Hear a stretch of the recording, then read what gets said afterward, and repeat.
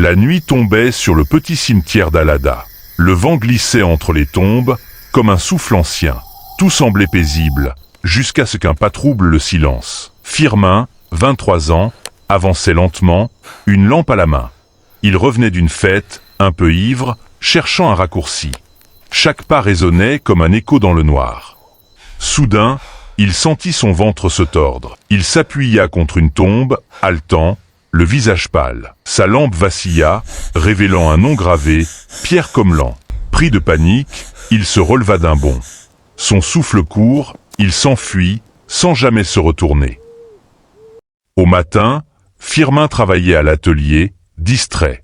Ses mains réparaient, mais son esprit restait ailleurs. Une vieille femme dit « Je t'ai vu hier soir, près de la tombe de Pierre. » Firmin blêmit, incapable de répondre. Le village tout entier semblait l'éviter. Les gens murmuraient à son passage, sans le regarder. Firmin marchait seul, honteux, sans comprendre pourquoi. Sous un grand manguier, la veuve de Pierre l'attendait. Il tomba à genoux devant elle, demandant pardon. Elle resta muette, puis hocha lentement la tête. Le lendemain, Firmin revint, décidé à se racheter.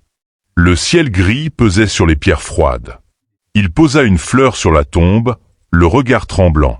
Soudain, une douleur traversa sa poitrine. Il tenta de respirer, mais ses jambes cédèrent. Ses yeux se levèrent vers la tombe, une dernière fois.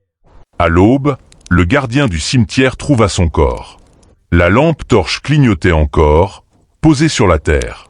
Le vent soufflait, lourd, presque respectueux.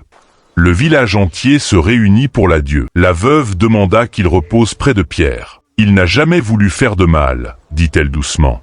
Et c'est ainsi qu'on fit enterrer Firmin près de la tombe de Pierre. Firmin s'est excusé, mais malheureusement c'était trop tard. Les gens du village comprirent. Et chaque famille, chacun à son tour venait pour un dernier hommage à Firmin. Au loin, on aperçut un homme bien habillé, en costume, ressemblant au défunt Pierre, qui venait avec un léger sourire, déposer une fleur sur la tombe de Firmin. Ceci s'interpréta comme un signe de pardon.